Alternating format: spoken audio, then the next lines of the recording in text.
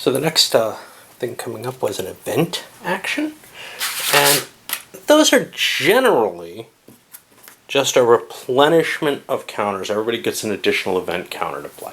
I couldn't find a rule on what the reshuffling is, so I just threw all my counters back in, reshuffled the pile, and drew from there. I think that's probably the easiest way to do it. It keeps one from being able to predict, oh, that's not going to happen again, right? Why should events, not be able to come back if they've been used? On the other hand, you could say, well, if you played an event, it means it's more likely to come back, and that puts some gamesmanship in it as well. I don't know. This one's simple enough. The thing that did happen, though, is we see Amen. Aramean has a number of these alliance chits in their hand, and they played one of them now that they had troops near Amen. They paid 5 resources. Now, that gave them a total of +6. They have to roll a total of 10 or more than 10, something like that. They succeeded. The question here is, should Tyre have thrown in $5 as well to oppose this alliance? In retrospect, maybe, because there's a lot of forces from Amen, which could be kind of a problem. And we're kind of seeing, I don't know, maybe where this game is flowing. It looks like Aramean is going to become quite important here, for example. Alright, so now we're on to another action phase. And again, following the same initiative order, we go through the actions and the movement. For Aramean's turn, they're using the Ammonites to move up, kind of try to centralize their position. Now, they don't get to get points for what Amen owns. Amen produces its own stuff. But whatever it conquers, I think they get to keep. They also played a secret entrance to allow them to sneak in and take Sidon, which is a serious advantage. That would have been hard for them as they conglomerate their troops, trying to prepare themselves to face Tyre until they can get their reinforcements up. They may be suffering quite a bit early on because they do not have the forces on the border against Tyre right now. So now back to the rules. I'm looking at the Moab turn. They are the ones who are dealing with a minor country and invading them. And here the wording is kind of strange. When invading them, this is the thing that set me off before. When invading a minor country, the invading country controls only those areas where he has armies at the end of a turn, when a control marker is placed in parentheses. Maybe that's only with minor countries, okay? Let's keep going. This changes when all cities are controlled and minor country armies are removed. At this point, an invading army just needs to move through a minor country area to gain control of it, which led me to believe that was the normal. Well, so how do I want to deal with this? Why are minors going to be treated so very differently from everything else in the game? That is disturbing, to say the least. I think I've got everything right in terms of the movement and control for everything else. But why is it different how I invade Edom compared to how I invade Aramean? And I'm a little disturbed by that. That makes the game harder to teach, remember, learn, etc. And I'm not sure it gains anything. It makes sense that it doesn't really make sense to me that minors are going to have better ability of guerrilla warfare or whatever is being represented by this. So I think I'm just going to keep playing it as I'm going and say Moab gained these territories in Edom. They don't have to take all the cities or leave garrisons everywhere. So I'll just keep playing it like that. It's probably kind of, well, it's definitely not the intention of the rules, but anyway, I think it works fine. Just to catch us up, though, Tyre's advancing into Aramean, and now we see the Moabs pushing down into Edom to gain control. Well, Judah opens hostilities against the Philistines, marching into Gaza, as well as pushing up against the barrier. But in a sense, the position here more or less guaranteed this war was going to happen right away.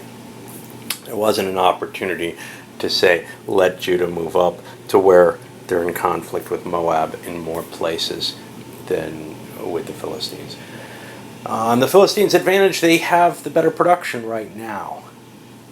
But how long will that last? They get a build phase coming up that may help them. The numerical advantages from the leaders that Judah has should be sufficient to pretty much win them the war there. And we're expecting at this point to really see two major powers arising. I'm expecting Aramean, once they get their reinforcements in place, to be able to take Tyre out, and Judah to be able to take Philistines out. On the other hand, the Moabs should, especially the way I'm kind of playing loosely with control, be able to take Edom out of place. Now, how much did that affect? Well, I could have left some garrison units behind in some of these locations. It probably would have worked out okay. I just don't understand why neutrals would be played differently from other people's home country. And I'm willing to play with it either way, as long as it's consistent. I chose to go this way because I think it's a little easier on the play. There's enough trouble with the battle rolls. Those are very complex. Alright, on to the Philistines. So largely, the Philistines are moving into continuing to take some of these neutral areas, but pulling back, preparing for a single strike. Now, remember, even the way I'm playing, the base stacking limits would say I couldn't even have 5 units here. I'm not sure how that affects, again, when the leader disappears or whatever. So, I think I've come up with a slightly more nuanced view of the stacking, which is that you can have more units, but they don't all fight on the front line. They come in later. Is that realistic? Is it not? I'm not sure.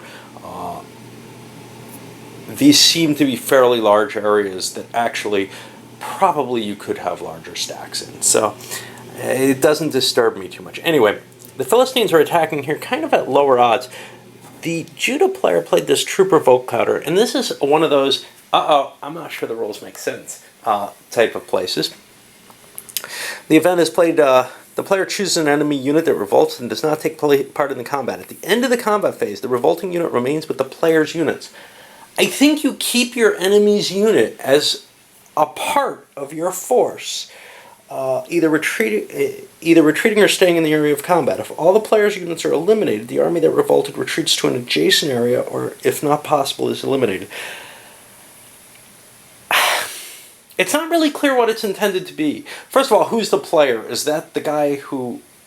Is that the enemy? It's not...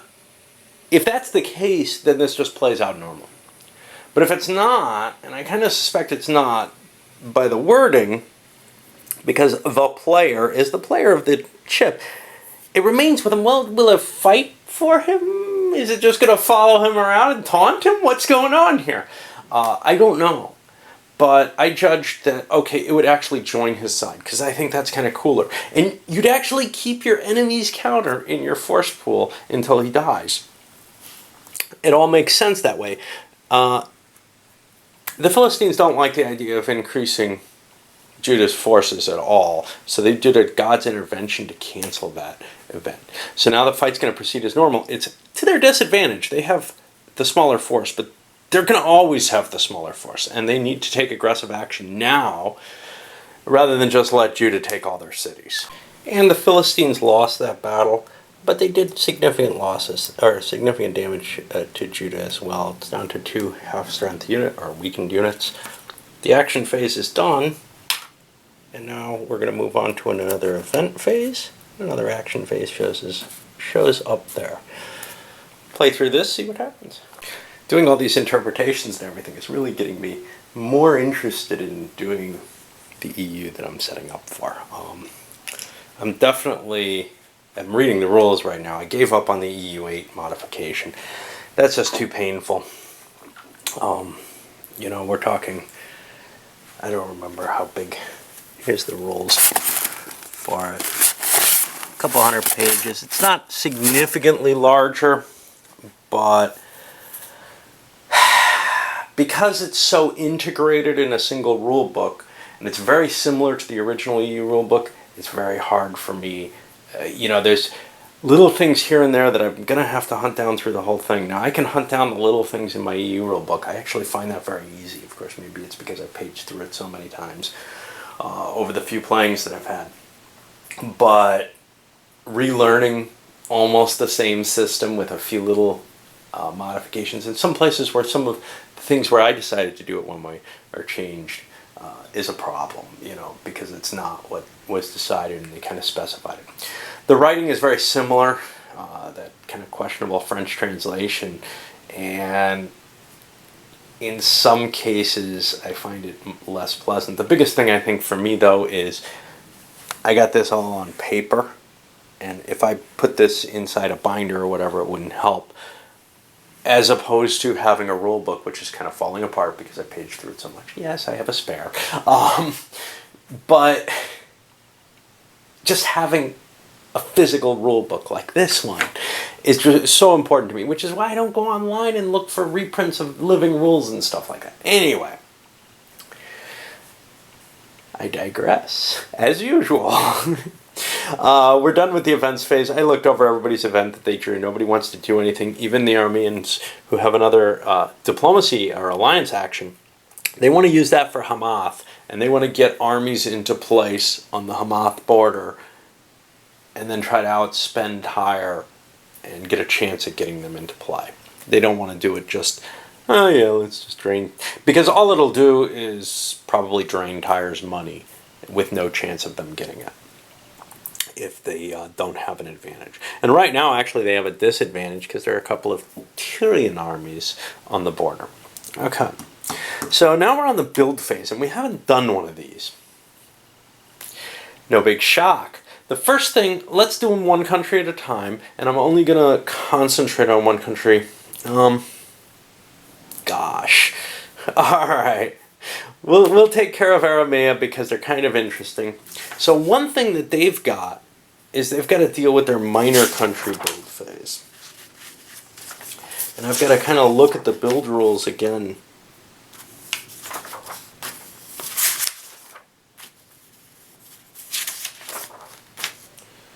Okay. All minor unit countries flip up so they don't have step losses, and they get up to 2 units of any type in a city of the minor allied home. Okay, well, the minor has taken a loss, and they're going to get 2 units. Well, if I've got them, I'm going to take chariots, man, because that's the best they've got. I've got 3 different kinds there. 1, 2, 3. That guy's not going to be there. So I get 2 chariots. I only have 1 city. Now, here's where stacking limitations would come. Could I build them against it? I don't know. You know, and it's not really cleared here.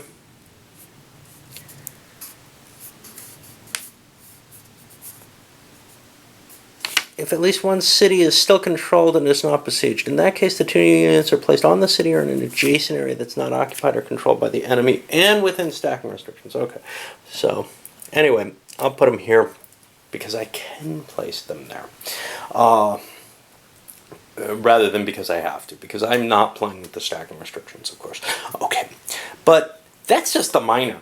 Let's go to Aramea itself. First thing we got to do is we got to look on our little maintenance and cost chart and look up each type of unit and how much it's going to cost. Now, essentially, what kind of units do I have is the question. I only have infantry, chariots, and militia. So every unit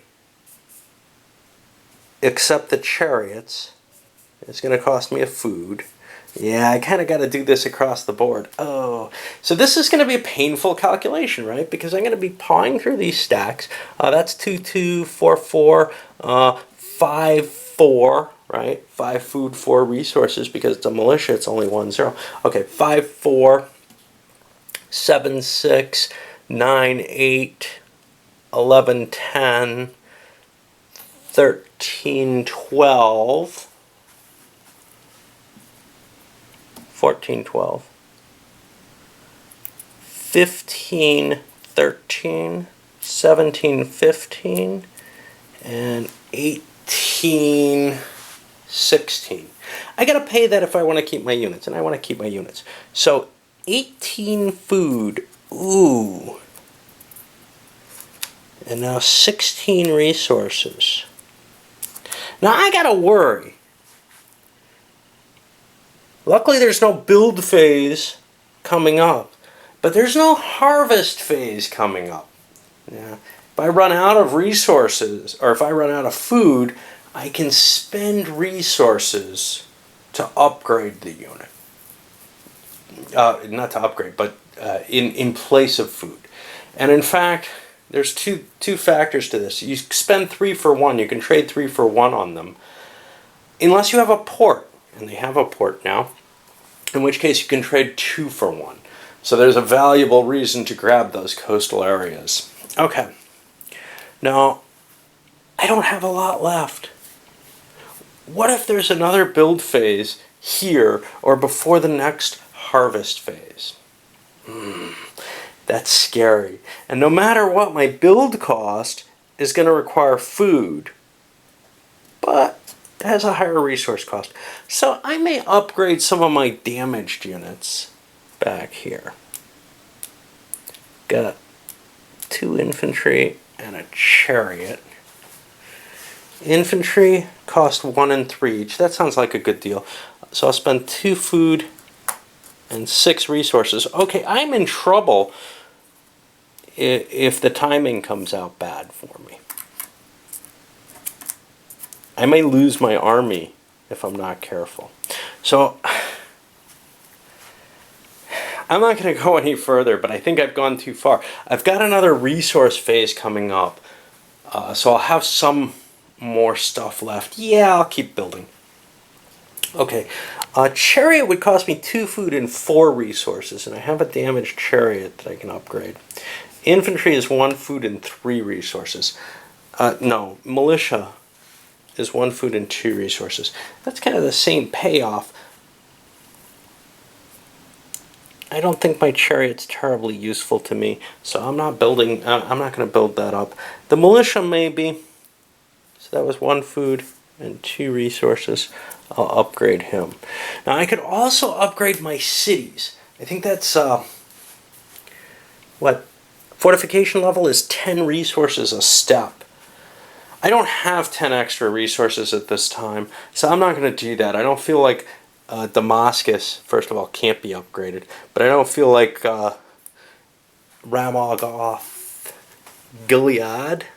Gilead is terribly at risk right now. And other areas, say down here, well, yes, they are, but I don't really want to deal with that. All right, I'll come back briefly after everybody's built, kind of show the situation a little bit, and then load this. Okay, so build phase is done. After a little bit of trickiness there. Notice, because resource production happened, but not food production, some people had problems. In fact, Moab got so far down, they didn't have enough food for all their troops. They're down to 0 in each after having done trade-ins, and they still lost troops. They start out with a lot more troops, I guess, than they can really afford, and they've got to get kind of lucky. For some of the other powers, Tyre built a couple more phalanx units to be able to compete better. Obviously, Edom grew more forces, and they're able, the force ratio between them and Moab is looking much, much better at this point. Moab may have bitten off more than it can chew, given that it didn't have the food production. A player who knew what they were doing probably would have realized when they saw the action track that maybe this isn't the safest time to go. Of course, that build phase came after the initial decision of what to do, so you didn't know whether food was coming or not. Judah, well, pretty much everybody increased their army, and Judah certainly increased their army. Actually, no, they didn't. They just built it back up. They built up their losses, and you can see they don't have any food left either. They didn't want to pay the premium on resources. Although they're getting more, they don't know when they're going to get... Oh, there's another resource one, knowing that. And they should have known that, shouldn't they? No. No, we had 6 up. So, knowing that, they might have been a little bit more aggressive. The Philistines, on the other hand, were fairly aggressive, buying a bunch of food, or buying a bunch of chariots, which I overstacked. And this is kind of interesting. If I hadn't placed it here, my choices would have been here, where they're exposed and easily killed, or back here, where they'd be able to reach the battle, but it would be slower.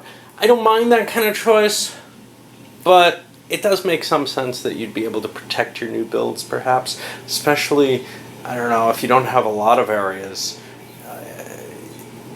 Being forced to spread your troops out too much seems painful in this game. I like the way that it's playing out with the action phase, with the action events, or actions, or whatever you want to call them, the way I handle them. But I think the other way it worked too. What else do we have? Yeah, they built higher fortifications. We also see Tyre built theirs up to a 4. Basically, this is it's strange because these are the two powers that probably most want to be on the aggressive side, but they don't want to lose a city that's important to them while their army's pushing against the enemy. They don't want to be raided, as it were. Alright, so we're moving on to that action phase. I'm going to load this one up and come back. And yes, it's taking forever, partially because I'm fitting it. As I move into it, I'll be doing less and less, and that's always the case. So, you might get just an overview of what happened in a turn. But on this one, I really want to kind of hit the details, because there's some interesting things I haven't seen in other games going on in this one. And I suspect a lot of people are going to see some aspects to this kind of simple, very light war game that they're not used to. Now, it's not light in play in the sense, not of great strategic decisions or anything, but in terms of all the counting that's involved in counting up your troops and counting up your resources and counting up the dice for battle. There is a lot of tedious mechanical aspects to it. But just getting to see this board, yeah, that may pay for it.